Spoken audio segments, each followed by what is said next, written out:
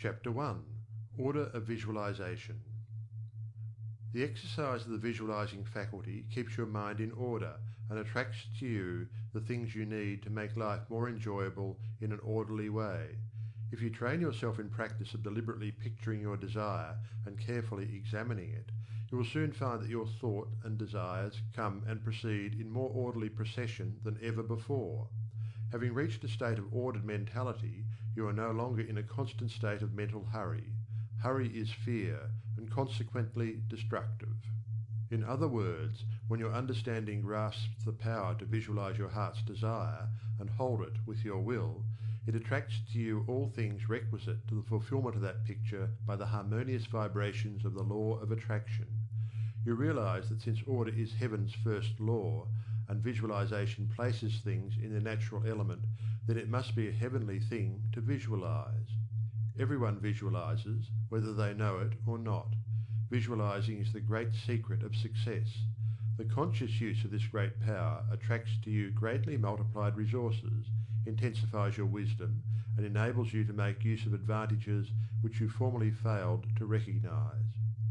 We now fly through the air, not because anyone has been able to change the laws of nature, but because the inventor of the flying machine learned how to apply nature's laws, and by making orderly use of them produced the desired result. So far as natural forces are concerned, nothing has changed since the beginning. There were no airplanes in the year one, because those of that generation could not conceive the idea as a practical working possibility. It has not yet been done, was the argument, and it cannot be done. Yet the laws and materials for practical flying machines existed then as now. Troward tells us that the great lesson he learned from the airplane and wireless telegraphy is the triumph of principle over precedent, and the working of an idea to its logical conclusion in spite of accumulated testimony of all past experience. With such an example before you, can you not realize that still greater secrets may be disclosed? Also, that you hold the key within yourself with which to unlock the secret chamber that contains your heart's desire. All that is necessary in order that you may use this key and make your life exactly what you wish it to be is a careful inquiry into the unseen causes which stand back of every external and visible condition. Then bring these unseen causes into harmony with your conception, and you will find that you can make practical working realities of possibilities which at present seem but fantastic dreams. We all know that the balloon was the forefather of the airplane. In 1766, Henry Cavendish, an English nobleman, proved that hydrogen gas was 7 times lighter than atmospheric air. From that discovery, the balloon came into existence, and from the ordinary balloon, the dirigible, a cigar-shaped airship, was evolved.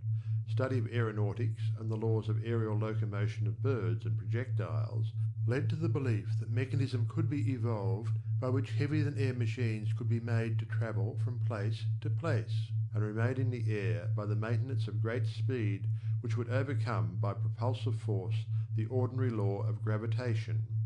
Professor Langley of Washington, who developed much of the theory which others afterwards improved, was subjected to much derision when he sent a model airplane up, only to have it bury its nose in the muddy waters of the Potomac.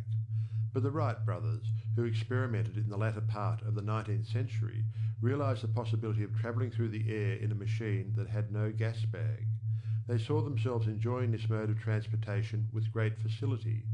It is said that one of the brothers would tell the other, when their varied experiments did not turn out as they expected, "It's all right, brother, I can see myself riding in that machine, and it travels easily and steadily."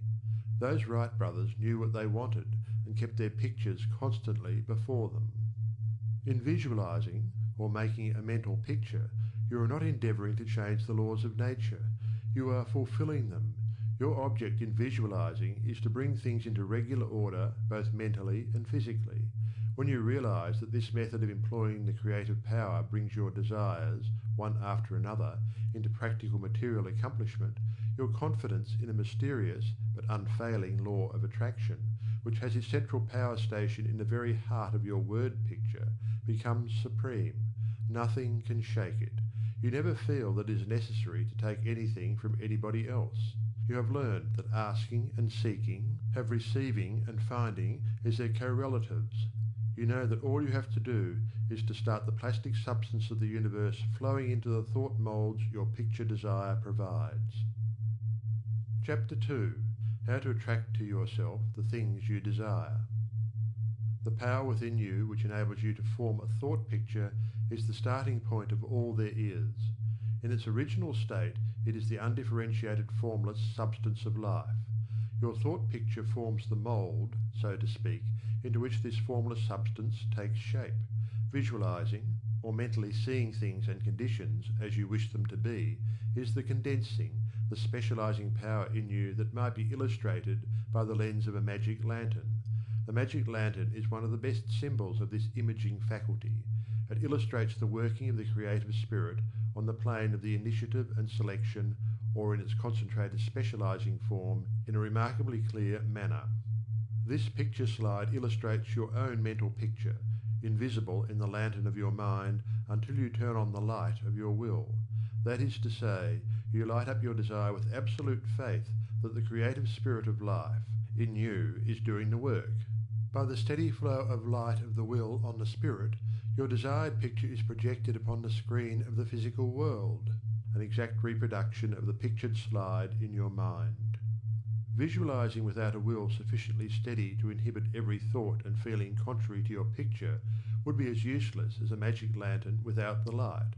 On the other hand, if your will is sufficiently developed to hold your picture in thought and feeling without any ifs, simply realizing that your thought is the great attracting power, then your mental picture is as certain to be projected upon the screen of your physical world as any pictured slide put into the best magic lantern ever made. Try projecting the picture in a magic lantern with a light that is constantly shifting from one side to the other, and you will have the effect of an uncertain will. It is as necessary that you should always stand back of your picture with a strong, steady will, as it is to have a strong, steady light back of a picture slide. The joyous assurance with which you can make your picture is the very powerful magnet of faith, and nothing can obliterate it. You are happier than you ever were, because you have learned to know where your source of supply is, and you rely upon its never-failing response to your given direction. When all is said and done, happiness is the one thing which every human being wants, and the study of visualization enables you to get more out of life than you ever enjoyed before. Increasing possibilities keep opening out more and more before you.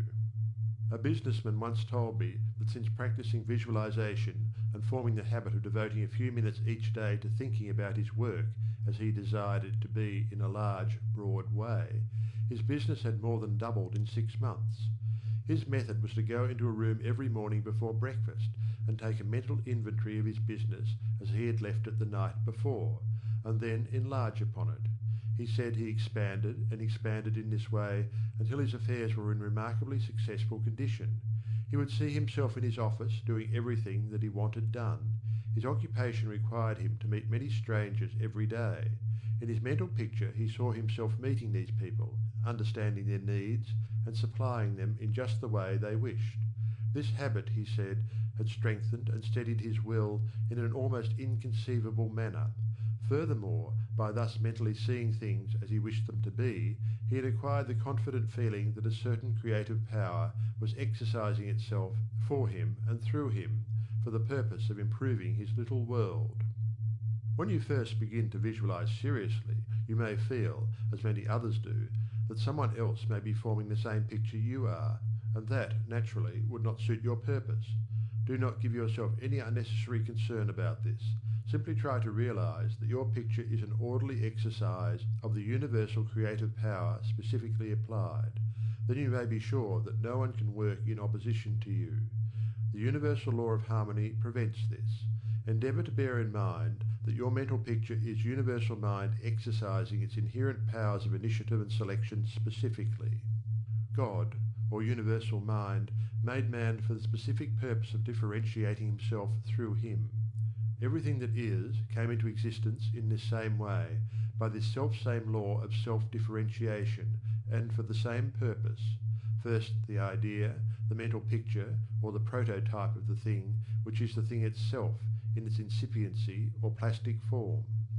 the great architect of the universe contemplated himself as manifesting through his polar opposite, matter, and the idea expanded and projected itself until we have a world, many worlds. Many people ask, but why should we have a physical world at all?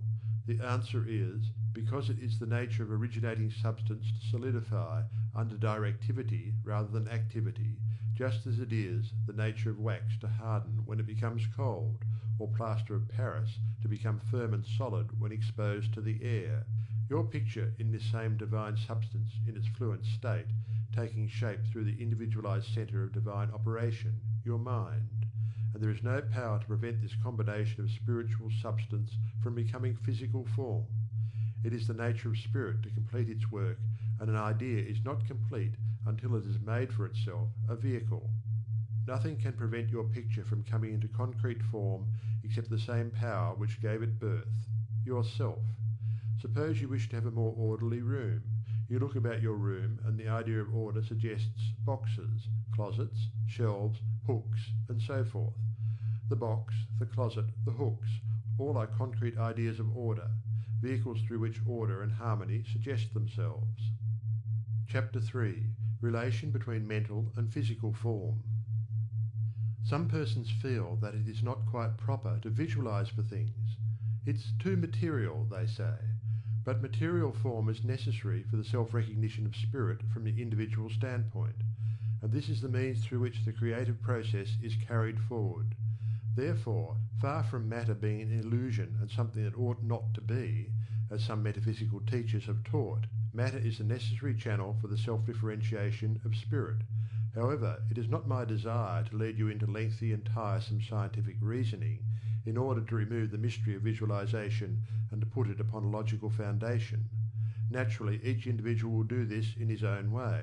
My only wish is to point out to you the smoothest way I know, which is the road on which Troward guides me. I feel sure that you will conclude, as I have, that the only mystery in connection with visualizing is the mystery of life taking form, governed by unchangeable and easily understood laws. We all possess more power and greater possibilities than we realize, and visualizing is one of the greatest of these powers. It brings other possibilities to our observation. When we pause to think for a moment, we realize that for a cosmos to exist at all, it must be the outcome of a cosmic mind, which binds all individual minds to certain generic unities of action, thereby producing all things as realities and nothing as illusions.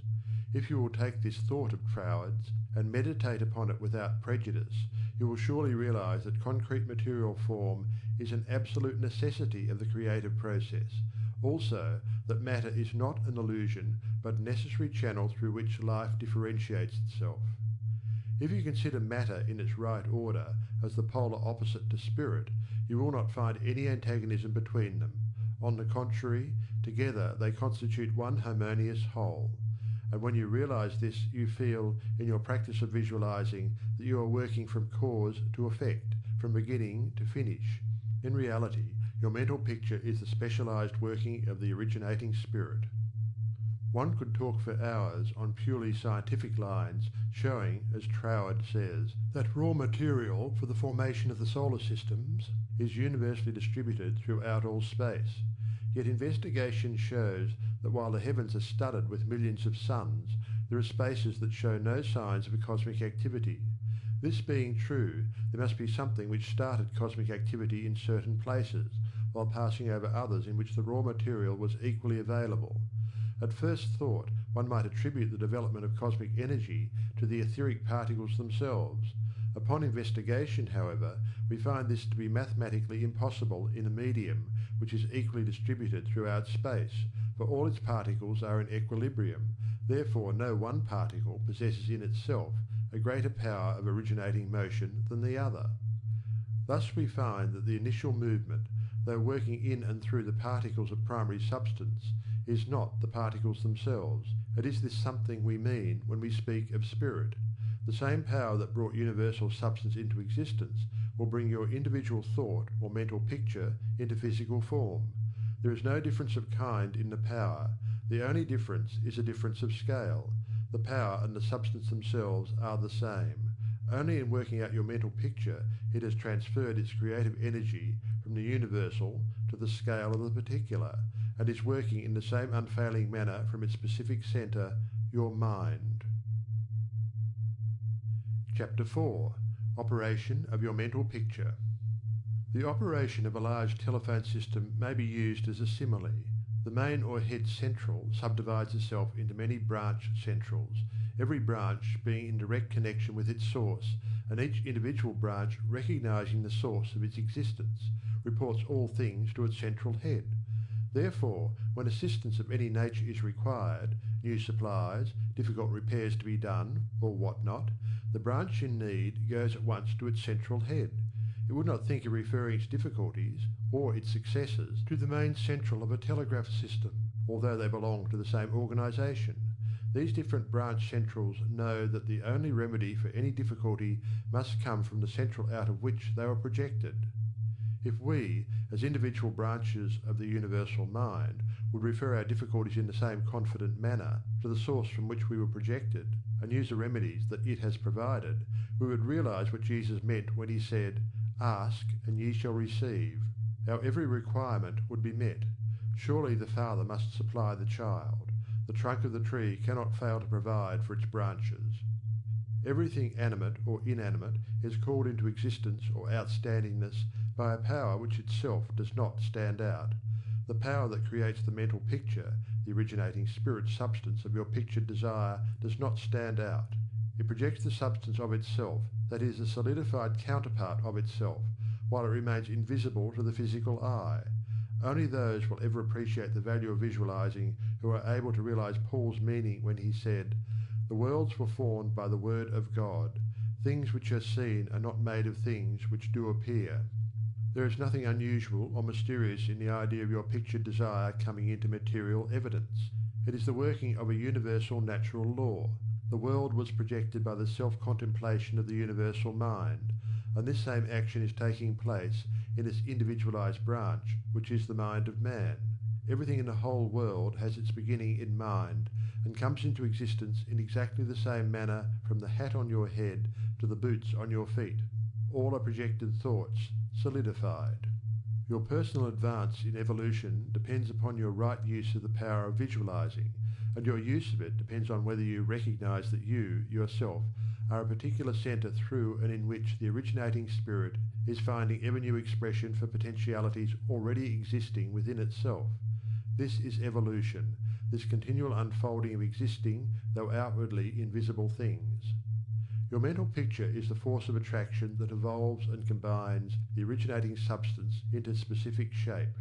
Your picture is the combining and evolving powerhouse, so to speak, through which the originating creative spirit expressed itself. Its creative action is limitless, without beginning and without end, and always progressive and orderly. It proceeds stage by stage, each stage being necessary preparation for the one to follow. Now let us see if we can get an idea of the different stages by which the things in the world have come to be. Troward says, if we can get at the working principle which is producing these results, we can very quickly and easily give it personal application. First, we find that the thought of originating life, or spirit, about itself is its simple awareness of its own being, and this produced a primary ether, a universal substance out of which everything in the world must grow. Troward also tells us that though this awareness of being is a necessary foundation for any further possibilities, it is not much to talk about. It is the same with individualized spirit, which is yourself. Before you would entertain the idea of making a mental picture of your desire as being at all practical, you must have some idea of your being, of your I am, and just as soon as you are conscious of your I amness, you begin to wish to enjoy the freedom which this consciousness suggests. You want to do more and be more, and as you fulfill this desire within yourself, localized spirit begins conscious activities in you. The thing you are most concerned with is the specific action of the creative spirit of life, universal mind specialized. The localized God germ in you is your personality, your individuality, and since the joy of absolute freedom is the inherent nature of this God germ, it is natural that it should endeavour to enjoy itself through its specific centre. And as you grow in the comprehension that your being, your individuality, is God particularizing himself, you naturally develop divine tendencies. You want to enjoy life and liberty. You want freedom in your affairs as well as in your consciousness, and it is natural that you should. Always with this progressive wish there is a faint thought picture. As your wish and your recognition grow into an intense desire, this desire becomes a clear mental picture. For example, a young lady studying music wishes she had a piano in order to practice at home. She wants the piano so much that she can mentally see it in one of the rooms. She holds the picture of the piano and indulges in a mental reflection of the pleasure and advantage it will be to have the piano in the corner of the living room. One day she finds it there just as she had pictured it. As you grow in understanding as to who you are, where you came from, and what the purpose of your being is, how you are to fulfill the purpose for which you are intended, you will more and more afford a centre through which the creative spirit of life can enjoy itself. And you will realize that there can be but one creative process filling all space, which is the same in its potentiality, whether universal or individual. Furthermore, all that there is, whether on the plane of the visible or invisible, had its origin in the localized action of thought or a mental picture, and this includes yourself, because you are universal spirit localized, and the same creative action is taking place through you. Now you are no doubt asking yourself why there is so much sickness and misery in the world. If the same power and intelligence which brought the world into existence is in operation in the mind of man, why does it not manifest itself as strength, joy, health, and plenty?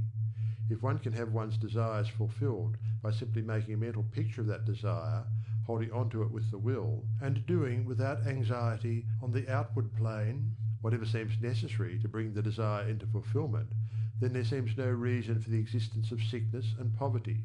Surely no one desires either. The first reason is that few persons will take the trouble to inquire into the working principle of the laws of life. If they did, they would soon convince themselves that there is no necessity for the sickness and poverty that we see about us. They would realize that visualizing is a principle and not a fallacy.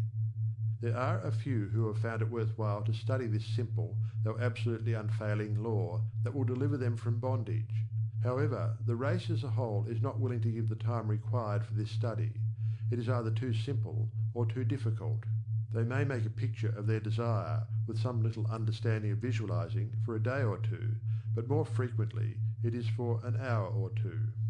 But if you will insist upon mentally seeing yourself surrounded by things and conditions as you wish them to be, you will understand that the creative energy sends its plastic substance in the direction indicated by the tendency of your thoughts. Herein lies the advantage of holding your thought in the form of a mental picture. The more enthusiasm and faith you are able to put into your picture, the more quickly it will come into visible form, and your enthusiasm is increased by keeping your desire secret. The moment you speak it to any living soul, that moment your power is weakened. Your power, your magnet of attraction is not so strong, and consequently cannot reach so far. The more perfectly a secret between your mind and outer self is guarded, the more vitality you give your power of attraction. One tells one's troubles to weaken them, to get them off one's mind. And when a thought is given out, its power is dissipated. Talk it over with yourself, and even write it down and at once destroy the paper. However, this does not mean that you should strenuously endeavour to compel the power to work out your picture on the special lines that you think it should. That method would soon exhaust you and hinder the fulfilment of your purpose. A wealthy relative need not necessarily die or someone lose a fortune on the street to materialize the $10,000 that you are mentally picturing. One of the doormen in the building in which I live heard much of the mental picturing of desires from visitors passing out of my rooms. The average desire was for $500. He considered that $5 was more in his line and began to visualize it, without the slightest idea of where or how he was to get it. My parrot flew out of the window, and I telephoned to the men in the courtyard to get it for me. One caught it, and it bit him on the finger. The doorman, who had gloves on and did not fear a similar hurt, took hold of it and brought it up to me. I gave him 5 $1 bills for the service. This sudden reward surprised him. He enthusiastically told me that he had been visualizing for just $5, merely from hearing that others visualized. He was delighted at the unexpected realization of his mental picture. All you have to do is to make such a mental picture of your heart's desire, hold it cheerfully in place with your will, always conscious that the same infinite power which brought the universe into existence brought you into form for the purpose of enjoying itself in and through you. And since it is all life, love, light, power, peace, beauty and joy, and is the only creative power there is, the form it takes in and through you depends upon the direction given it by your thought indicator. In you it is undifferentiated, waiting to take any direction given it, as it passes through the instrument that it has made for the purpose of self-distribution. It is this power which enables you to transfer your thoughts from one form to another. The power to change your mind is the individualized universal power taking the initiative, giving direction to the fluent substance contained in every thought. It is the simplest thing in the world to give this highly sensitive plastic substance any form you will through visualizing. Anyone can do it with a small expenditure of effort. Once you really believe that your mind is a centre through which the plastic substance of all there is in your world takes involuntary form, the only reason why your picture does not always materialize is because you have introduced something antagonistic to the fundamental principle. Very often this destructive element is caused by the frequency with which you change your pictures. After many such changes, you decide that your original desire is what you want after all. Upon this conclusion, you begin to wonder why, being your first picture, it hasn't materialized. The plastic substance with which you are mentally dealing is more sensitive than the most sensitive photographer's film. If, in taking a picture, you suddenly remember that you had already taken a picture on that same plate, you would not expect a perfect result of either picture. On the other hand, you may have taken two pictures on the same plate unconsciously. When the plate has been developed and the picture comes into physical view, you do not condemn the principle of photography, nor are you puzzled to understand why your picture has turned out so unsatisfactorily. You do not feel that it is impossible for you to obtain a good, clear picture of the subject in question. You know that you can do so by simply starting at the beginning, putting in a new plate, and determining to be more careful while taking your picture next time. These lines followed out, you are sure of a satisfactory result. If you will proceed in the same manner with your mental picture, doing your part in a correspondingly confident frame of mind, the result will be just as perfect. The laws of visualizing are as infallible as the laws governing photography. In fact, photography is the outcome of visualizing. Again, your results in visualizing and your desires may be imperfect or delayed through the misuse of this power, owing to the thought that the fulfillment of your desire is contingent upon certain persons or conditions. The originating principle is not in any way dependent upon any person, place, or thing. It has no past and knows no future. The law is that the originating creative principle of life is the universal here and everlasting now. It creates its own vehicles through which to operate. Therefore, past experience has no bearing upon your present picture. So do not try to obtain your desire through a channel that may not be natural for it, even though it may seem reasonable to you. Your feeling should be that the thing, or the consciousness which you so much desire, is normal and natural, a part of yourself, a form for your evolution. If you can do this, there is no power to prevent your enjoying the fulfillment of the picture you have in hand, or any other. Chapter 5. Expressions from Beginners. Hundreds of persons have realized that visualizing is an Aladdin's lamp to him with a mighty will. General Foch says that his feelings were so outraged during the Franco-Prussian War in 1870 that he visualized himself leading a French army against the Germans to victory. He said he made his picture, smoked his pipe and waited. This is one result of visualizing we are all familiar with. A famous actress wrote a long article in one of the leading Sunday papers last winter describing how she rid herself of excessive body fat and weight by seeing her figure constantly as she wished it to be. A very interesting letter came to me from a doctor's wife while I was lecturing in New York. She began with the hope that I would never discontinue my lectures on visualization, making humanity realize the wonderful fact that they possess the method of liberation within themselves. Relating her own experience, she said that she had been born on the east side of New York in the poorest quarter. From earliest girlhood, she had cherished a dream of marrying a physician some day. This dream gradually formed a stationary mental picture. The first position she obtained was in the capacity of a nursemaid in a physician's family. Leaving this place, she entered the family of another doctor. The wife of her employer died, and in time the doctor married her, the result of her long-pictured yearning. After that, both she and her husband conceived the idea of owning a fruit farm in the south. They formed a mental picture of the idea and put their faith in its eventual fulfilment. The letter she sent me came from their fruit farm in the south. It was while at the farm that the doctor's wife wrote me. Her second mental picture had seen the light of materialization. Many letters of a similar nature come to me every day. The following is a case that was printed in the New York Herald last May. Atlantic City, May 5th. She was an old woman, and when she was arraigned before Judge Clarence Goldenberg in the police court today, she was so weak and tired she could hardly stand. The judge asked the court attendant what she was charged with. "Stealing a bottle of milk, Your Honour," repeated the officer. "She took it from the doorstep of a downtown cottage before daybreak this morning." "Why did you do that?" Judge Goldenberg asked her. "I was hungry," the old woman said. "I didn't have a cent in the world and no way to get anything to eat except to steal it. I did not think anyone would mind if I took a bottle of milk." "What's your name?" asked the judge. "Weinberg," said the old woman. "Elizabeth Weinberg." Judge Goldenberg asked her a few questions about herself. Then he said, "Well, you're not very wealthy now, but you're no longer poor. I've been searching for you for months. I've got $500 belonging to you from the estate of a relative. I'm the executor of the estate." Judge Goldenberg paid the woman's fine out of his own pocket and then escorted her into his office, where he turned the legacy over to her and sent a policeman out to find her a lodging place. I learned later that this little woman had been desiring and mentally picturing $500, while all the time ignorant of how it could possibly come to her, but she kept her vision and strengthened it with her faith. In a recent edition of Good Housekeeping there was an article by Addington Bruce entitled "Stiffening Your Mental Backbone." It is very instructive and would benefit anyone to read it. He says, in part, "Form the habit of devoting a few moments every day to thinking about your work in a large, broad, imaginative way, as a vital necessity to yourself and a useful service to society." Huntington, the great railway magnate, before he started building his road from coast to coast, said that he took hundreds of trips all along the line before there was a rail laid.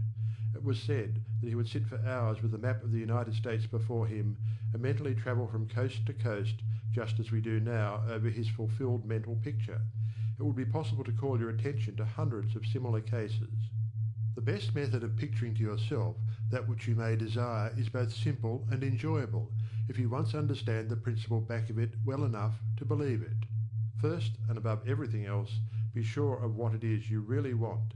Then specialize your desire along these lines. Chapter 6. Suggestions for making your mental picture. Perhaps you want to feel that you've lived to some purpose. You want to be content and happy, and feel that with good health and with successful business you could enjoy this state of mind. After you've decided once and for all that this is what you want, you proceed to picture yourself healthy and your business just as great a success as you can naturally conceive it growing into. The best time for making your definite picture is just before breakfast and before retiring at night. As it is necessary to give yourself plenty of time, it may be necessary to rise earlier than is your usual habit. Go into a room where you will not be disturbed. Meditate for a few moments upon the practical working of the law of visualizing and ask yourself, how did the things about me first come into existence? How may I find it helpful to get more quickly in touch with the invisible supply? Someone felt that comfort would be better expressed and experienced by sitting on a chair than on the floor. The very beginning of the meditation, the chair, was the desire to be at ease. With this came the picture of some sort of a chair. The same principle applies to the hat and the clothes that you wear. Go carefully into this thought of the principle back of the thing. Establish it as a personal experience. Make it a fact to your consciousness. If you are thorough in this, you will find yourself in the deep consciousness beneath the surface of your own thought power. Then open a window, take about 10 deep breaths, and during the time draw a large imaginary circle of light around you. As you inhale, keeping yourself in the center of this circle of light, see great rays of light coming from the circle and entering your body at all points, centralizing itself at your solar plexus. Hold the breath a few moments at this central light of your body, the solar plexus, then slowly exhale. As you do this, mentally see imaginary rays or sprays of light going up through the body and down and out through the feet. Mentally spray your entire body with this imaginary light. When you have finished the breathing exercise, sit in a comfortable upright chair and mentally know that there is but one life, one substance, and this life substance of the universe is finding pleasure in self-recognition in you. Repeat some affirmation of this kind until you feel the truth and reality of the words that you are affirming. Then begin your picture. Whether your desire is for a state of consciousness or a possession, large or small, begin at the beginning. If you want a house, begin by seeing yourself in the kind of house you desire. Go all through it, taking careful note of the rooms, where the windows are situated, and such other details as help you to feel the reality of your concept. You might change some of the furniture and look into some of the mirrors just to see how healthy, wealthy, and happy you look. Go over your picture again and again until you feel the reality of it. Then write it all down just as you have seen it, with the feeling that the best there is mine. There is no limit to me, because my mind is the centre of divine operation, and your picture is as certain to come true in your physical world as the sun is to shine. Chapter 7. Things to remember in using your thought power for the production of new conditions. 1. Be sure to know what conditions you wish to produce, then weigh carefully to what further results the accomplishment of your desire will lead. 2. By letting your thought dwell upon a mental picture, you are concentrating the creative spirit to this centre, where all its forces are equally balanced. 3. Visualizing brings your objective mind into a state of equilibrium, which enables you to consciously direct the flow of spirit to a definitely recognized purpose, and to carefully guide your thought from including a flow in the opposite direction. 4. You must always bear in mind that you are dealing with a wonderful potential energy, which is not yet differentiated into any particular mould, and that, by the action of your mind, you can differentiate it into any specific mould that you will. Your picture assists you to keep your mind fixed on the fact that the inflow of this creative energy is taking place. Also, by your mental picture, you are determining the direction you wish the sensitive creative power to take, and by doing this, the externalization of your picture is a certainty. 5. Remember, when you are visualizing properly, that there is no strenuous effort on your thoughts to hold your thought forms in place. Strenuous effort defeats your purpose and suggests the consciousness of an adverse force to be fought against, and this creates conditions adverse to your picture. 6. By holding your picture in a cheerful frame of mind, you shut out all thoughts that would disperse the spiritual nucleus of your picture.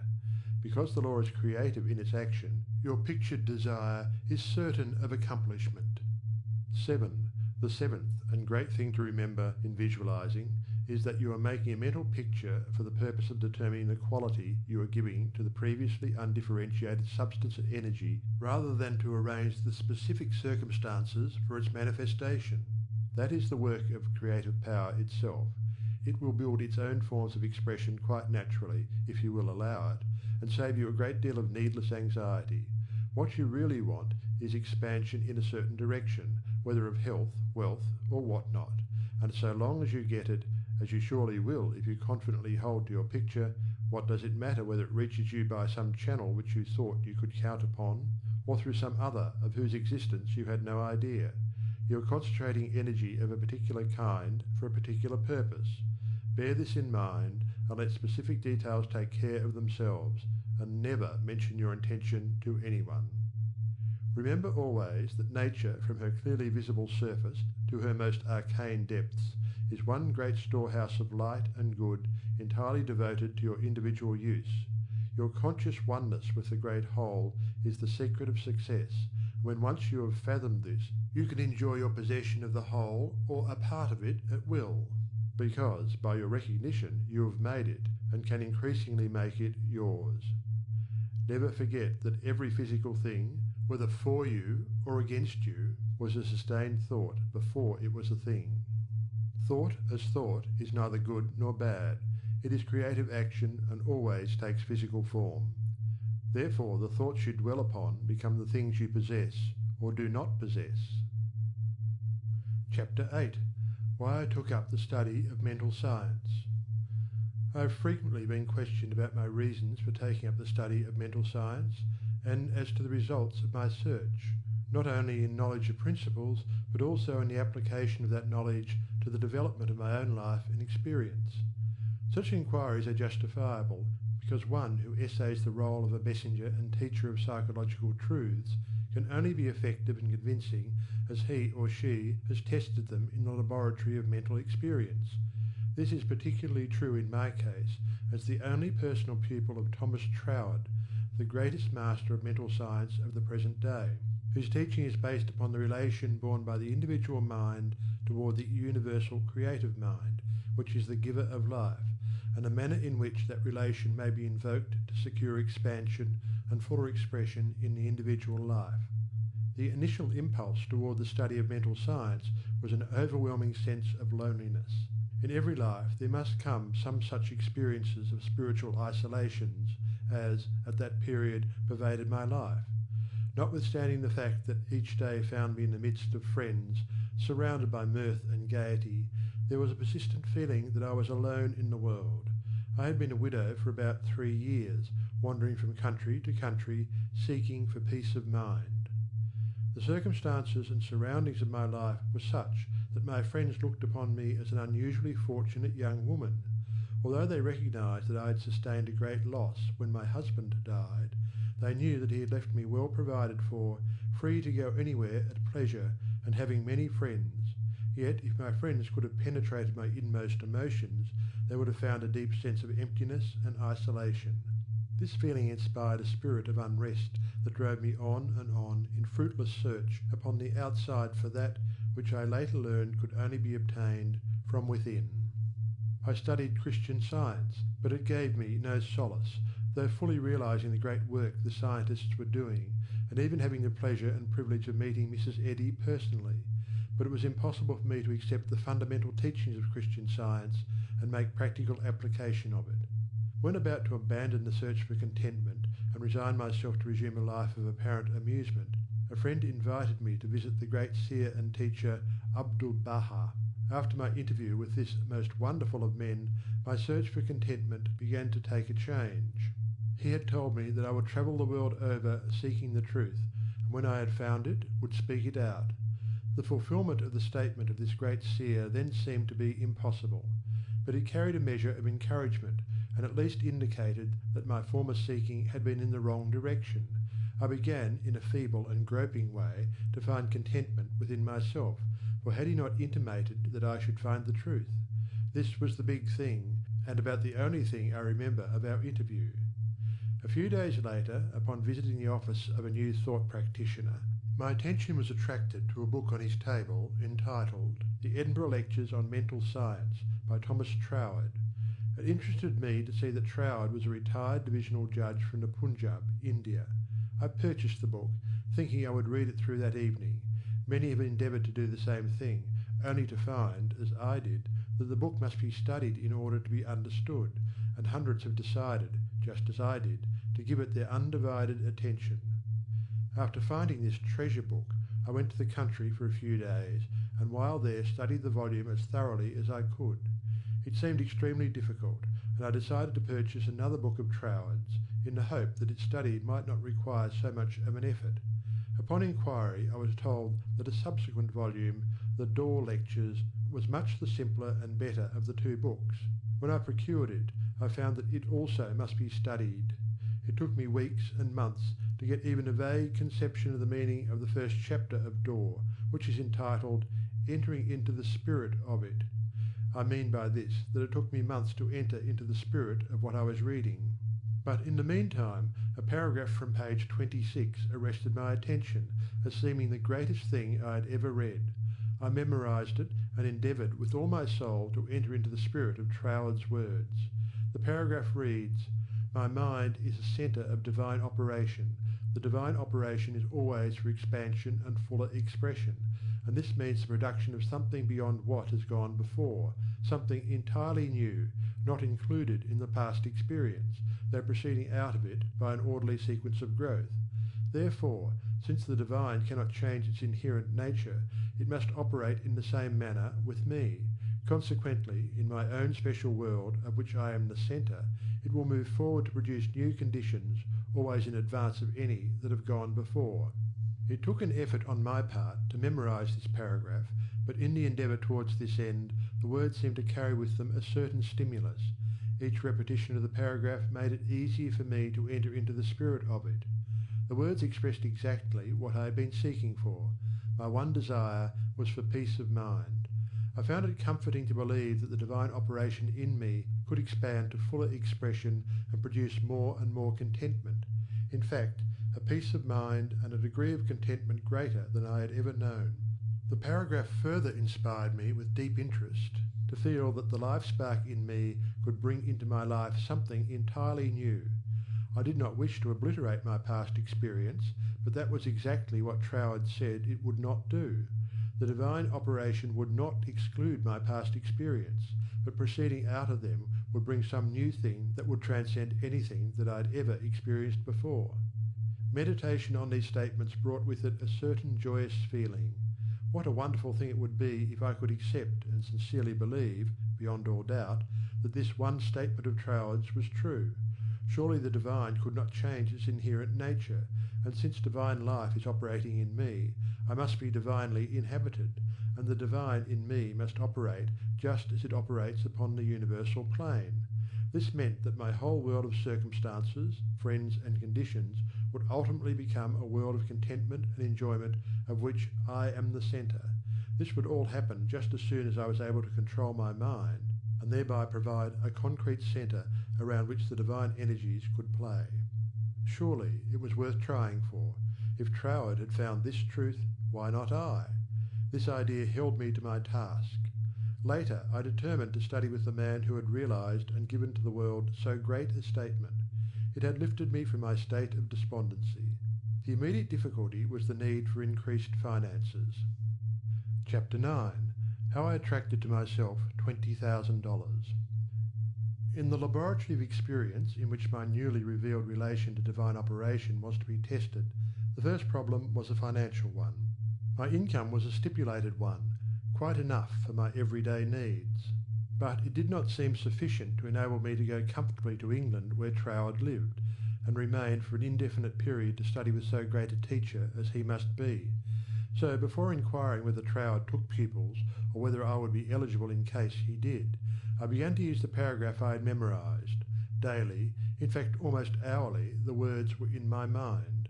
My mind is a centre of divine operation, and divine operation means expansion into something better than has gone before. From the Edinburgh lectures I had read something about the law of attraction, and from the chapter of causes and conditions I had gleaned a vague idea of visualizing. So every night, before going to sleep, I made a mental picture of the desired $20,000. 20 $1,000 bills were counted over each night in my bedroom, and then, with the idea of more emphatically impressing my mind with the fact that this $20,000 was for the purpose of going to England and studying with Troward, I wrote out my picture, saw myself buying my steamer ticket, walking up and down the ship's deck from New York to London, and finally saw myself accepted as Troward's pupil. This process was repeated every morning and every evening, always impressing more and more fully upon my mind Troward's memorized statement, "My mind is a centre of divine operations." I endeavoured to keep this statement in the back part of my consciousness all the time, with no thought in mind as to how the money might be obtained. Probably the reason why there was no thought of the avenues through which the money might reach me was because I could not possibly imagine where the $20,000 would come from. So I simply held my thoughts steady and let the power of attraction find its own ways and means. One day, while walking on the street, taking deep breathing exercises, the thought came, my mind is surely a centre of divine operation. If God fills all space, then God must be in my mind also. If I want this money to study with Troward, that I may know the truth of life, then both the money and the truth must be mine, though I am unable to feel or see the physical manifestation of either. Still, I declared, it must be mine. While these reflections were going on in my mind, there seemed to come up from within me the thought, I am all the substance there is. Then, from another channel in my brain, the answer seemed to come. Of course, that's it. Everything must have its beginning in mind. The I, the idea, must be the only one and primary substance there is, and this means money as well as everything else. My mind accepted this idea, and immediately all the tension of mind and body was relaxed. There was a feeling of absolute certainty of being in touch with all the power life has to give. All thought of money, teacher, or even my own personality vanished in the great wave of joy which swept over my entire being. I walked on with this feeling of joy steadily increasing and expanding until everything about me seemed to glow with resplendent light. Every person I passed was illuminated as I was. All consciousness of personality had disappeared, and in its place there came that great and almost overwhelming sense of joy and contentment. That night, when I made my picture of the $20,000, it was with an entirely changed aspect. On previous occasions, when making my mental picture, I had felt that I was waking up something within myself. This time, there was no sensation of effort. I simply counted over the $20,000. Then, in the most unexpected manner, from a source of which I had no consciousness at the time, there seemed to open a possible avenue through which the money might reach me. At first, it took great effort not to be excited. It all seemed so wonderful, so glorious to be in touch with supply. But had not Troward cautioned his readers to keep all excitement out of their minds in the first flush of realization of union with infinite supply, and to treat this fact as a perfectly natural result that had been reached through our demand? This was even more difficult for me than it was to hold the thought that all the substance there is, I am, idea, and the beginning of all form, visible or invisible. Just as soon as there appeared a circumstance which indicated the direction through which the $20,000 might come, I not only made a supreme effort to regard the indicated direction calmly as the first sprout of the seed I had sown in the Absolute, but left no stone unturned to follow up that direction by fulfilling my part. By so doing, one circumstance seemed naturally to lead to another, until, step by step, my desired $20,000 was secured. To keep my mind poised and free from excitement was my greatest effort. This first concrete fruition of my study of mental science, as expounded by Troward's book, had come by a careful following of the methods he had outlined. In this connection, therefore, I can offer to the reader no better gift than to quote Troward's book, The Edinburgh Lectures, from which may be derived a complete idea of the line of action I was endeavouring to follow. In the chapter on causes and conditions, he says, "To get good results, we must properly understand our relation to the great impersonal power we are using. It is intelligent, and we are intelligent, and the two intelligences must cooperate.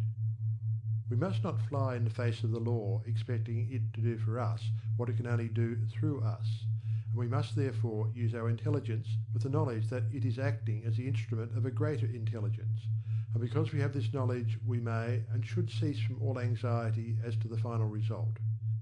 In actual practice, we must first form the ideal conception of our object with the definite intention of impressing it upon the universal mind. It is this thought that takes such thought out of the region of mere causal fancies, and then affirm that our knowledge of the law is sufficient reason for a calm expectation of a corresponding result, and that therefore all necessary conditions will come to us in due order. We can then turn to the affairs of our daily life with the calm assurance that the initial conditions are either there already or will soon come into view. If we do not at once see them, let us rest content with the knowledge that the spiritual prototype is already in existence, and wait till some circumstance pointing in the desired direction begins to show itself. It may be a very small circumstance, but it is the direction and not the magnitude that is to be taken into consideration. As soon as we see it, we should regard it as the first sprouting of the seed sown in the Absolute, and do calmly and without excitement whatever the circumstances seem to require, and then, later on, we shall see that this doing will, in turn, lead to a further circumstance in the same direction, until we find ourselves conducted, step by step, to the accomplishment of our object.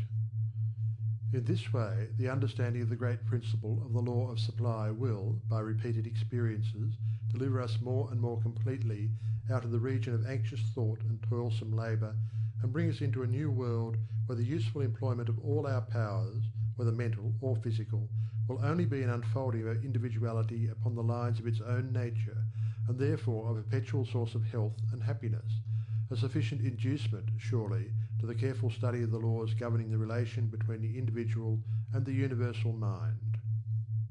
To my mind, then as now, this quotation outlines the core and centre of the method and manner of approach necessary for coming in touch with infinite supply. At least it, together with the previously quoted statement, "My mind is a centre of divine operation," etc., constituted the only apparent means of attracting to myself the $20,000. My constant endeavour to get into the spirit of these statements and to attract to myself this needed sum was about 6 weeks, at the end of which time I had in my bank the required $20,000. This could be made into a long story, giving all the details, but the facts, as already narrated, will give you a definite idea of the magnetic condition of my mind while the $20,000 was finding its way to me. Chapter 10. How I became the only personal pupil of the greatest mental scientist of the present day. As soon as the idea of studying with Troward came to me, I asked a friend to write to him for me, feeling that perhaps my friend could put my desire in better or more persuasive terms than I could employ. To all the letters written by this friend I received not one reply. This was so discouraging that I would have completely abandoned the idea of becoming Troward's pupil, except for the experience I had that day on the street when my whole world was illuminated, and I remembered the promise, "All things whatsoever thou wilt, believe thou hast received, and thou shalt receive." With this experience in my mind, my passage to England was arranged, notwithstanding the fact that apparently my letters were ignored. We wrote again, however, and finally received a reply, very courteous, though not very positive. Troward did not take pupils. He had no time to devote to a pupil. Notwithstanding this definite decision, I declined to be discouraged because of the memory of my experience upon the day when the light and the thought came to me, "I am all the substance there is." I seemed to be able to live that experience over at will, and with it there always came a flood of courage and renewed energy. We journeyed on to London, and from there telegraphed Troward asking for an interview. The telegram was promptly answered by Troward, setting a date when he could see us. At this time Troward was living in Ruan Manor, a little out-of-the-way place in the southern part of England, about 20 miles from a railway station. We could not find it on the map, and with great difficulty Cook's touring agency in London located the place for us. There was very little speculation in my mind as to what Troward would say to me in this interview. There always remained the feeling that the truth was mine, also that it would grow and expand in my consciousness until peace and contentment were outward as well as inward manifestations of my individual life. We arrived at Troward's house in a terrific rainstorm and were cordially received by Troward himself, whom I found, much to my surprise, to be more the type of a Frenchman than an Englishman. I afterwards learned that he was a descendant of the Huguenot race. A man of medium stature, with rather a large head, big nose, and eyes that fairly danced with merriment. After we had been introduced to the other members of the family and given a hot cup of tea, we were invited into the living room, where Troward talked very freely of everything except my proposed studies. It seemed quite impossible to bring him to that subject. Just before we were leaving, however, I asked quite boldly, "Will you not reconsider your decision to take a personal pupil? I wish so much to study with you." To which he replied with a very indifferent manner that he did not feel that he could give the time it would require for personal instruction, but that he would be glad to give me the names of 2 or 3 books, which he felt would not only be interesting, but instructive to me.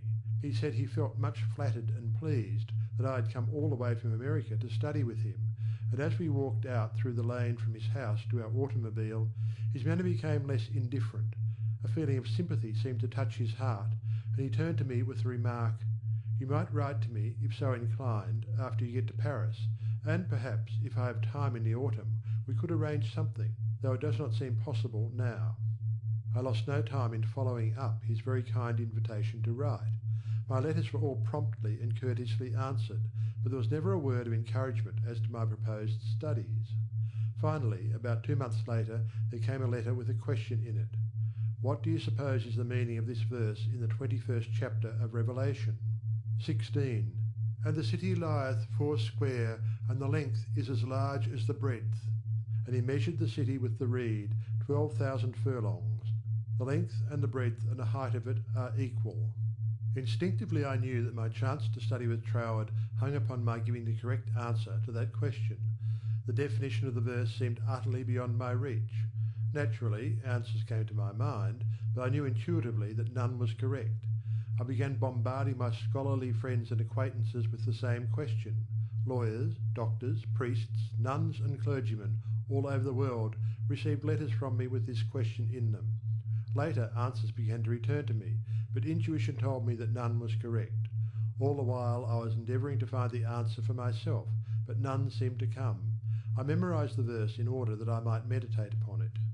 I began a search of Paris for the books Troward had recommended to me, and after 2 or 3 days' search we crossed the River Seine to the Ile de Cite to go into some of the old bookstores there. They were out of print, and these were the best places to find them in. Finally we came upon a little shop that had the books there. These were the last copies the man had. Consequently the price was high. While remonstrating with the clerk, my eye rested upon the work of an astrologer, which I laughingly picked up and asked, "Do you think Professor would read my horoscope?" The clerk looked aghast at the suggestion and responded, "Why no, madame, this is one of France's greatest astrologers. He does not read horoscopes." In spite of this answer, there was a persistent impulse within me to go to the man. The friend who had accompanied me in my search for the books remonstrated with me and tried in every way to dissuade me from going to the famous astrologer, but I insisted and she went with me. When we came to his office, I found it somewhat embarrassing to ask him to read my horoscope. Nevertheless, there was nothing to do but put the question. Reluctantly, the professor invited us into his paper-strewn study, and reluctantly, and also impatiently, asked us to be seated. Very courteously and coldly, he told me that he did not read horoscopes. His whole manner said, more clearly than words could, that he wished we would take our departure. My friend stood up. I was at a great loss what to do next, because I felt that I was not quite ready to go. Intuition seemed to tell me there was something for me to gain there. Just what it was I was unable to define, so I paused a moment, much to my friend's displeasure, when one of the professor's enormous Persian cats jumped into my lap. "Get down, Jack," the professor shouted. What does it mean? He seemed to ask himself. Then, with a greater interest than he had hitherto shown in me, the professor said with a smile, "I have never known that cat to go to a stranger before, madame. My cat pleads for you. I also now feel an interest in your horoscope, and if you will give me the data, it will give me pleasure to write it out for you." There was a great feeling of happiness in me when he made this statement. He concluded by saying, "I do not feel that you really care for your horoscope." The truth of this statement shocked me, because I did not care about a horoscope, and could not give any reason why I was letting him do it. However, he said, "May I call for your data next Sunday afternoon?" On Sunday afternoon, at the appointed time, the professor arrived, and I was handing him the slip of paper with all the data of my birth, etc., when the idea came to me to ask the professor for the answer to the question about the 16th verse of the 21st chapter of Revelation. The thought was instantly carried into effect, and I found myself asking this man what he thought this verse meant. Without pausing to think it over, he immediately replied, "It means, the city signifies the truth, and the truth is non-invertible. Every side from which you approach it is exactly the same." Intuitively and undoubtingly, I recognized this answer as the true one, and my joy knew no bounds, because I felt sure that with this correct answer in my possession, Troward would accept me as his pupil in the fall. As the great astrologer was leaving, I explained to him all about my desire to study with Troward, how I had come from New York City for that express purpose, seemingly to no avail, until the answer to this test question had been given to me by him. He was greatly interested, and asked many questions about Troward, and when asked if he would please send me his bill, he smilingly replied, "Let me know if the great Troward accepts you as his pupil," and bade me good afternoon. I hastened to my room to send a telegram to Troward giving my answer to the question about the 16th verse of the 21st chapter of Revelation. There was an immediate response from Troward that said, "Your answer is correct. I am beginning a course of lectures on the Great Pyramid in London. If you wish to attend them, we'll be pleased to have you, and afterward, if you still wish to study with me, I think it can be arranged." On receipt of this reply, preparations were at once made to leave Paris for London. I attended all the lectures, receiving much instruction from them, after which arrangements were made for my studying with Troward. 2 days before leaving for Cornwall, I received the following letter from Troward, clearly indicating the line of study he gave me. 31 Stanwick Road, West Kensington, England, November the 8th, 1912. Dear Mrs. Berrind, I think I had better write you a few lines with regard to your proposed studies with me, as I should be sorry for you to be under any misapprehension and so to suffer any disappointment. I have studied the subject now for several years and have a general acquaintance with the leading features of most of the systems which, unfortunately, occupy attention in many circles at the present time, such as Theosophy, the Tarot, the Kabbalah, and the like, and I have no hesitation in saying that to the best of my judgment all sorts and descriptions of so-called occult study are in direct opposition to the real life-giving truth, and therefore you must not expect any teaching on such lines as these. We hear a great deal these days about initiation, but believe me, the more you try to become a so-called initiate, the further you will put yourself from living life. I speak after many years of careful study and consideration when I say that the Bible and its revelation of Christ is the one thing really worth studying, and that is a subject large enough in all conscience, embracing as it does our outward life and of everyday concerns, and also the inner springs of our life, and all that we can in general terms conceive of the life in the unseen after putting off the body at death. You have expressed a very great degree of confidence in my teaching, and if your confidence is such that you wish, as you say, to put yourself entirely under my guidance, I can only accept it as a very serious responsibility, and should have to ask you to exhibit that confidence by refusing to look into such so-called mysteries as I would forbid you to look into. I am speaking from experience, but the result will be that much of my teaching will appear to be very simple, perhaps to some extent dogmatic, and you will say that you have heard much of it before. Faith in God, prayer and worship, approach to the Father through Christ, all this is, in a certain sense, familiar to you, and all I can hope to do is perhaps to throw a little more light on these subjects, that they may become to you not merely traditional words, but present living facts. I have been thus explicit, as I do not want you to have any disappointment, and also I should say that our so-called course of study will only be friendly conversations at such times as we can fit them in, either you coming to our house or I to yours, as may be most convenient at the time. Also, I will lend you some books that will be helpful, but they are very few and in no sense occult. Now, if all this falls in with your ideas, we shall, I am sure, be very glad to see you at Ruin Manor, and that you will find that the residents there, though few, are very friendly, and the neighbourhood very pretty. But, on the other hand, if you feel you want some other source of learning, do not mind saying so, only you will never find any substitute for Christ. I trust you will not mind my writing you like this, but I do not want you to come all the way down to Cornwall and then be disappointed. With kindest regards, yours sincerely, signed, T. Troward. This copy of Troward's letter, to my mind, is the greatest thing I can give you. Chapter 11. How to bring the power in your word into action. In your every word there is the power germ that expands and projects itself in the direction your word indicates, and ultimately develops into physical expression. For example, you wish to establish joy in your consciousness. Just repeat the word joy secretly, persistently, and emphatically. The joy germ begins to expand and project itself until your whole being is filled with joy. This is not a mere fancy, but a truth.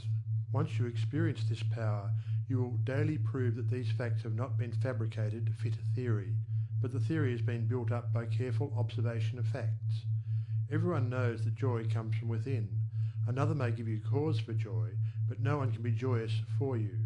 Joy is a state of consciousness, and consciousness is purely, Troward says, mental.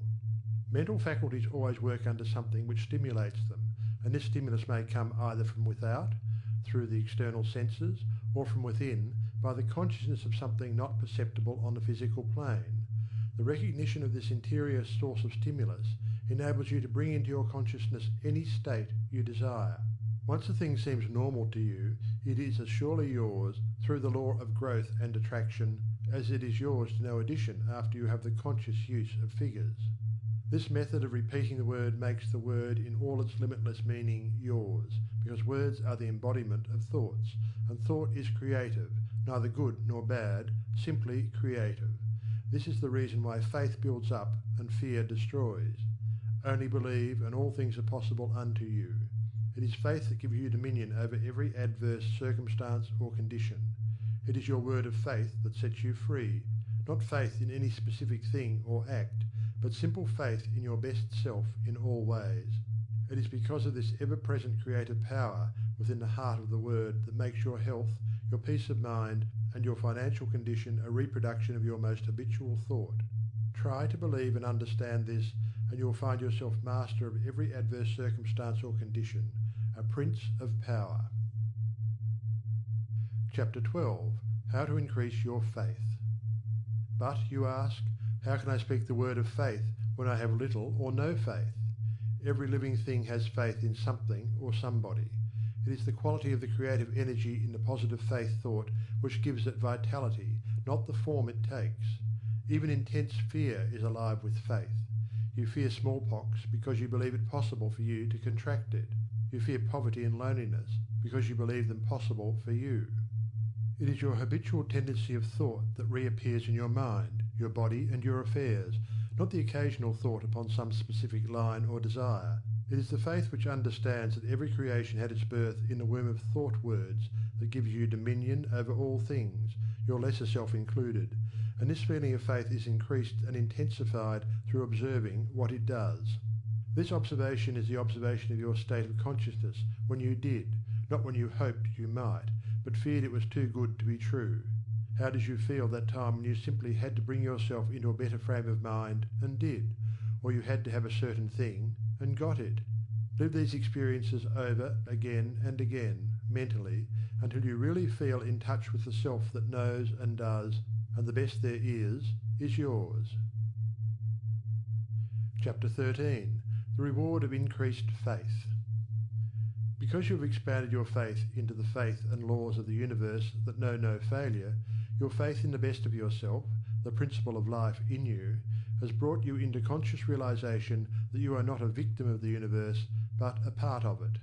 Consequently, there is that within yourself which is able to make conscious contact with the universal principle of law and power, and enables you to press all the particular laws of nature, whether visible or invisible, into serving your particular demand or desire, and thereby you find yourself master, not a slave, of any situation.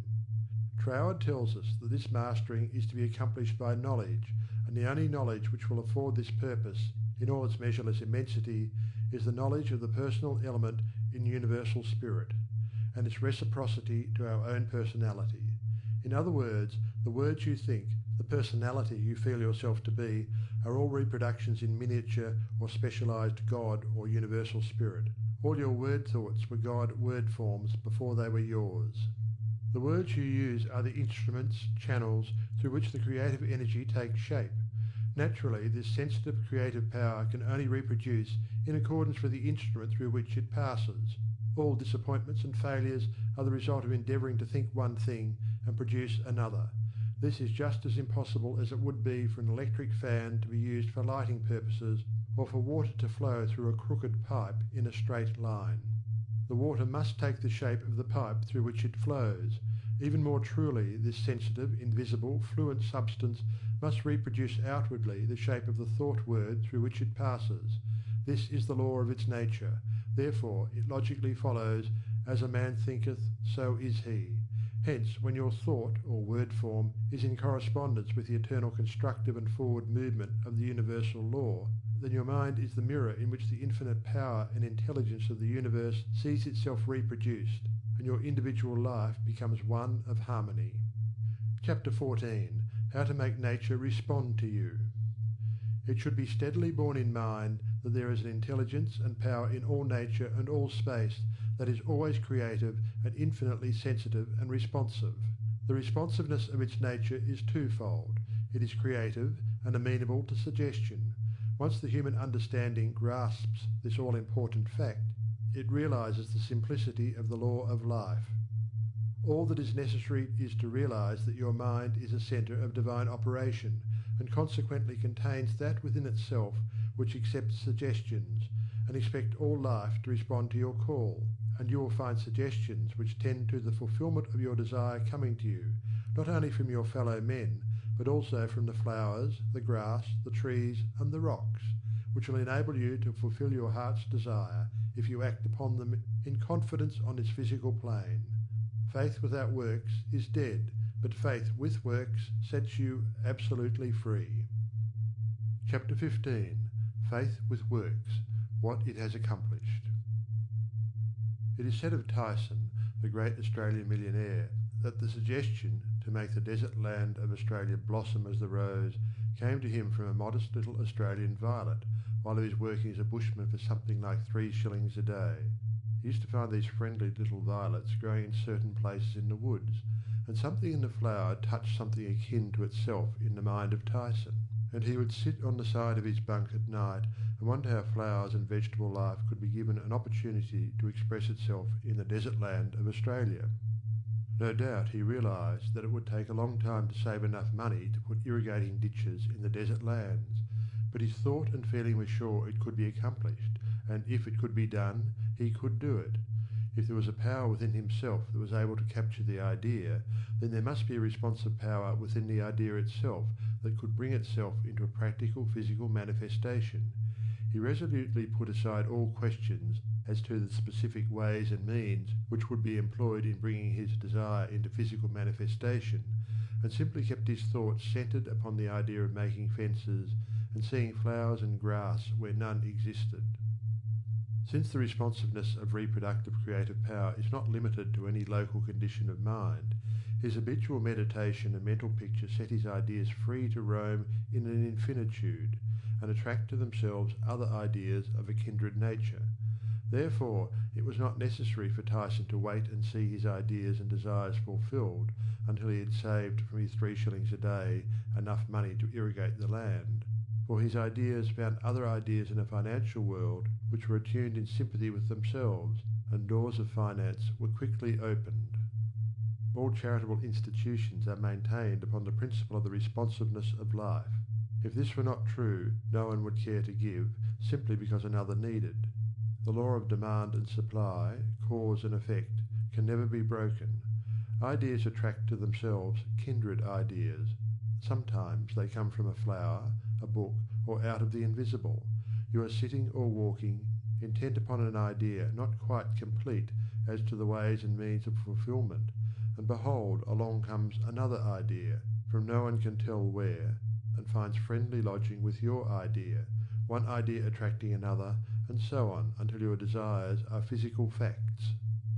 You may feel the necessity for an improvement in your finances, and wonder how this increase can be brought about, when there seems to suddenly come from within the idea that everything had its birth in thought, even money, and your thoughts turn their course. You simply hold to the statement or affirmation that the best and all there is yours.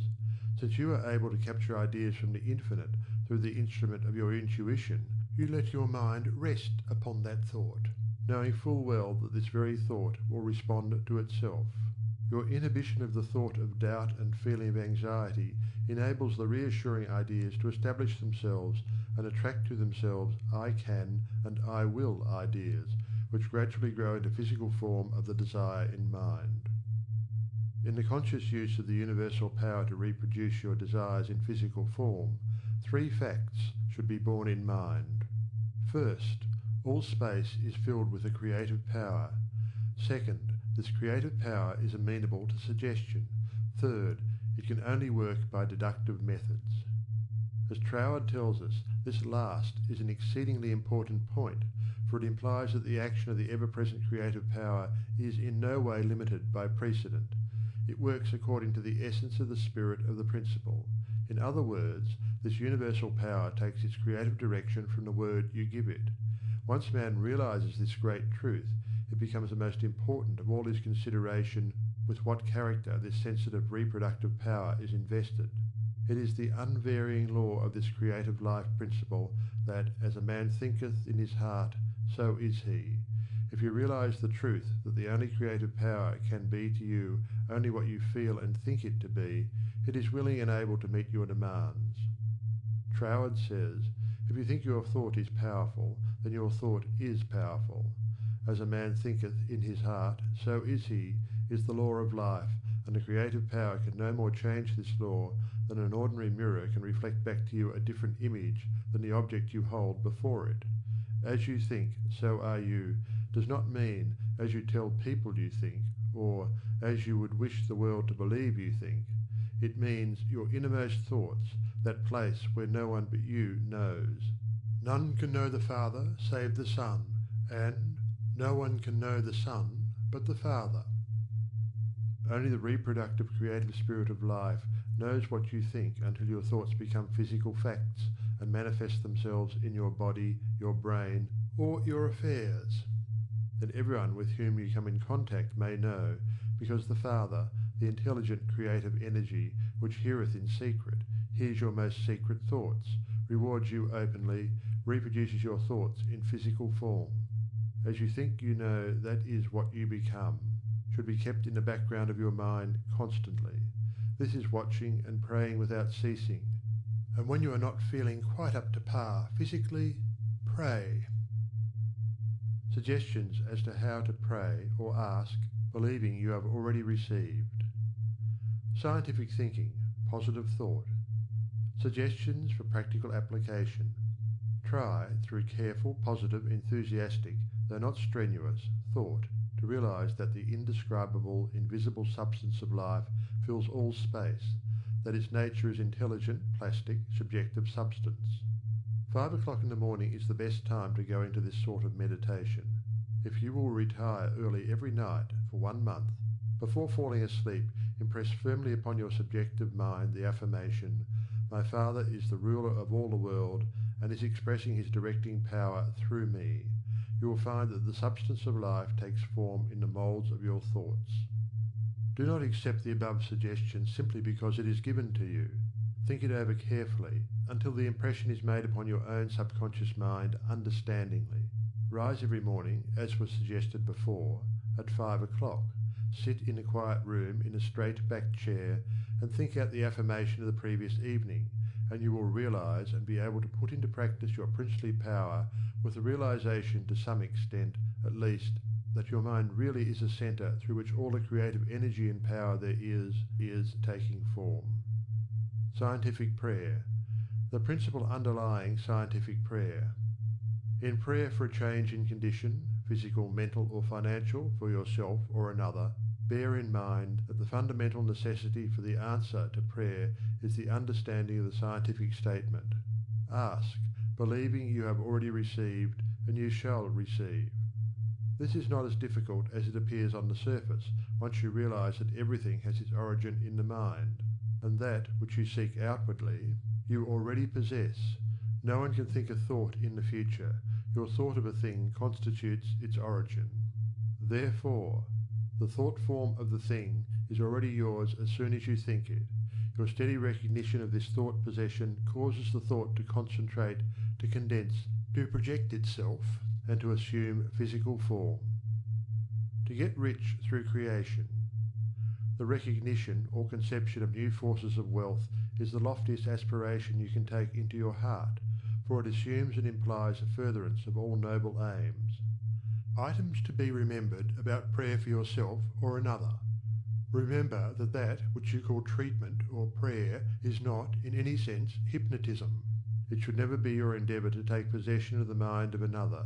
Remember that it should never be your intention to make yourself believe that which you know to be untrue. You are simply thinking into God or first cause, with the understanding that, if a thing is true at all, there is a way in which it is true throughout the universe. Remember that the power of thought works by absolutely scientific principles.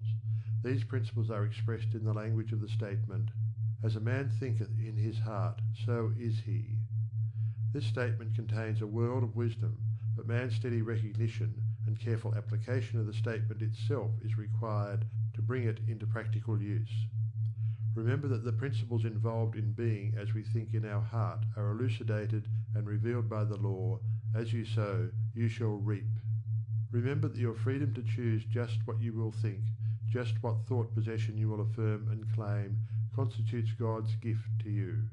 It shows how First Cause has endowed every man with the power and ability to bring into his personal environment whatever he chooses, cause and effect in reference to getting. If you plant an acorn, you get an oak. If you sow a grain of corn, you reap a stalk and many kernels of corn.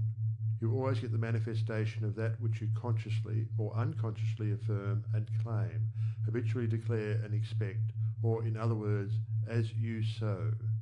Therefore, sow the seeds of I am, I ought, I can.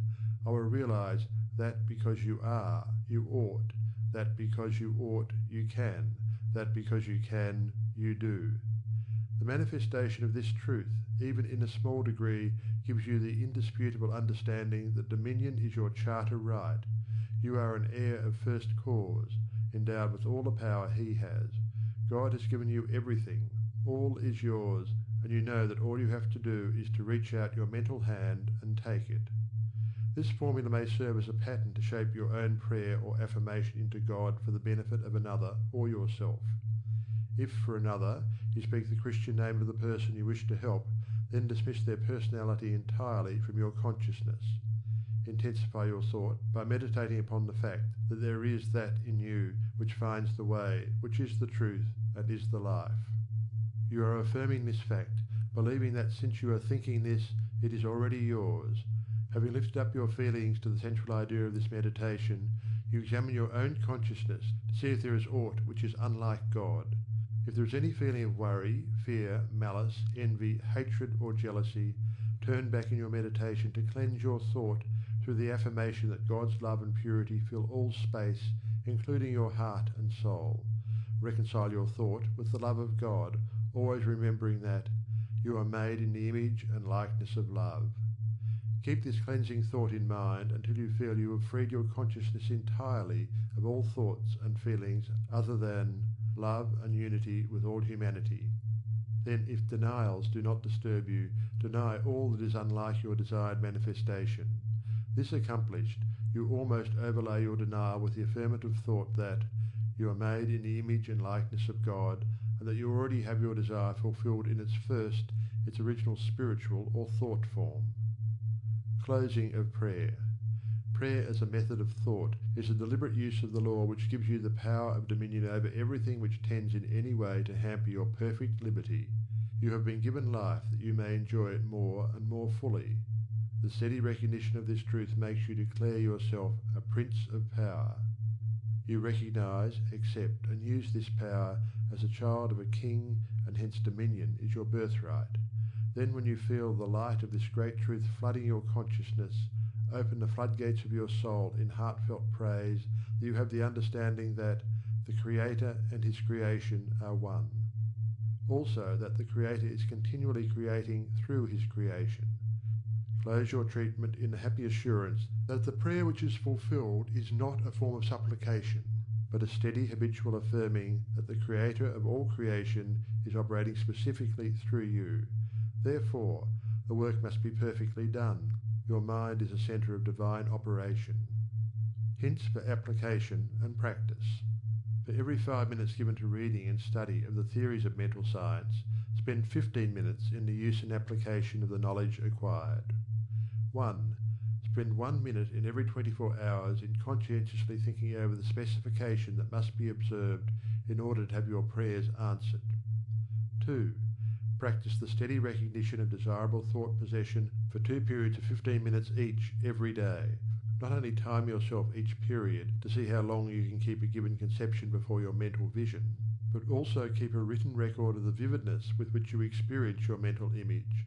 Remember that your mental senses are just as varied and trainable as your physical ones. 3.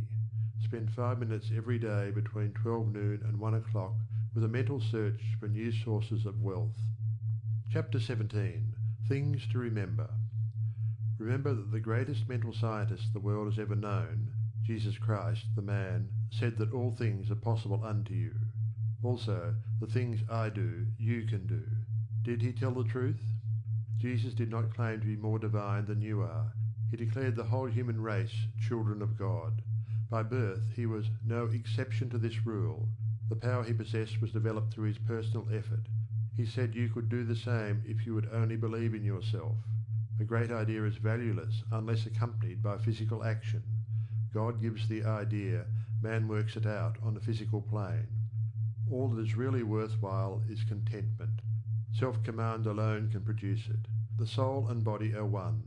Contentment of mind is contentment of soul, and contentment of soul means contentment of body. If you wish health, watch your thoughts, not only of your physical being, but your thoughts about everything and everybody. With your will, keep them in line with your desire, and outwardly act in accordance with your thoughts, and you will soon realize that all power, both over thoughts and conditions, has been given to you. You believe in God. Believe in yourself as the physical instrument through which God operates.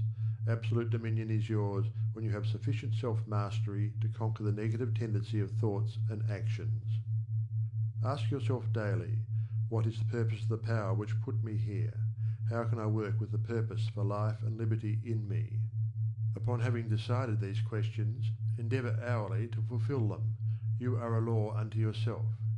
If you have a tendency to overdo anything, eat, drink, or blame circumstances for your misfortune, conquer that tendency with the inward conviction that all power is yours outwardly. Eat less, drink less, blame circumstances less, and the best there is will gradually grow into the place where the worst seem to be. Always remember that all is yours to use as you will. You can if you will. If you will, you do. God the Father blesses you with all he has to give. Make good godly use of it. The reason for greater success when you first began your studies and demonstrations in mental science is that your joy and enthusiasm at the simple discovery of the power within was greater than you have been able to put into your understanding later. With increased understanding, put increasing joy and enthusiasm, and the results will correspond. End of chapter 17. End of Your Invisible Power by Genevieve Behrend.